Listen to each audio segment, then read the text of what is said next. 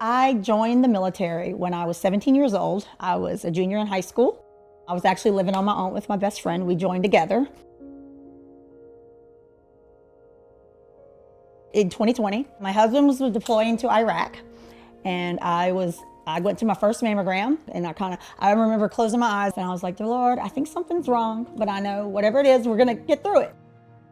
I just set my rucksack down in my room, and my phone rings, and I could tell that there was some tension in her voice.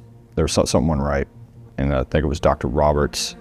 He's the one that broke the news to us that she had cancer. I'd already been through this once with my mother, who, God rest her soul, passed away from cancer, and so that was kind of the first thought that goes into my mind is I'm about to go through this all over again.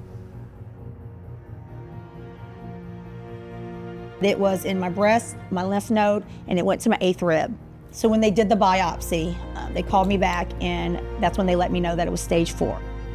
I have 2 boys, and when they found out, I know it was really, really hard on them. My 2 babies are my heart, and they know that Mom is a fighter and I'm not going anywhere.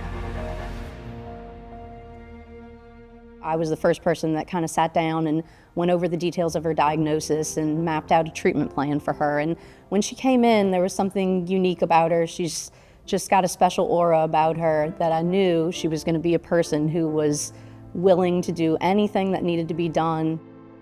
She knew she was in it for the long haul and she was ready to fight. So we mapped out a treatment plan. She was going to start chemotherapy as step 1 to try to shrink some of the disease that was there. And then the plan was that she was going to return to me for surgery and plan bilateral mastectomies with reconstruction following that. And she knew she was going to need radiation as well. I'll be honest, radiation was the hardest thing I did out of everything. And so it was really tough on me. It did take me away from my kids a lot because I was sick. What patients have to endure with chemo and radiation, and even some of the oral medications and the surgeries, are very challenging. So we try to look at it, holistically for patients and really help them get back to living their lives as they want to. And so we offer acupuncture. We have occupational therapists who also incorporate yoga. We also have psychologists who work with our patients. It is difficult what these patients go through. And so anything we can do to make the treatment easier and to make their quality of life better later is the goal. She healed beautifully. She's tough as can be. I think part of her own personality and her military background really shine when she's going through something tough.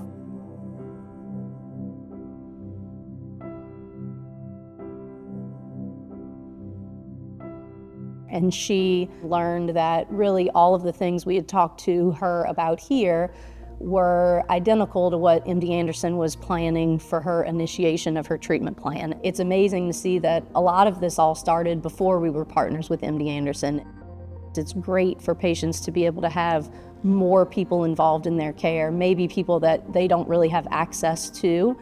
It is great to have an extra set of ears and eyes on a patient's case, certainly in a complicated or a difficult case.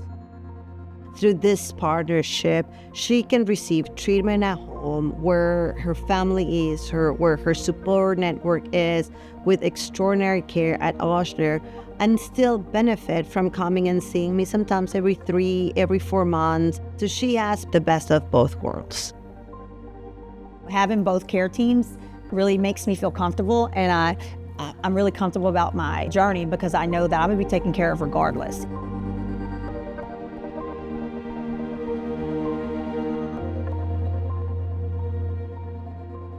I was at MD Anderson. It was the best day of my life is here in NED. And it was just a joy. NED is just something we all want when we're stage 4 because it's a blessing. And so I don't care if I have treatments for the rest of my life as long as I'm alive.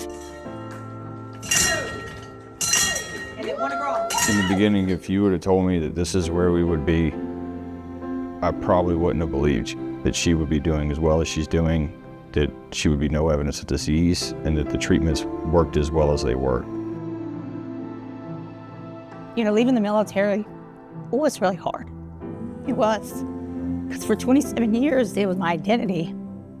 But I had to learn that it's not what made me. You know, it saved me, but it didn't make me.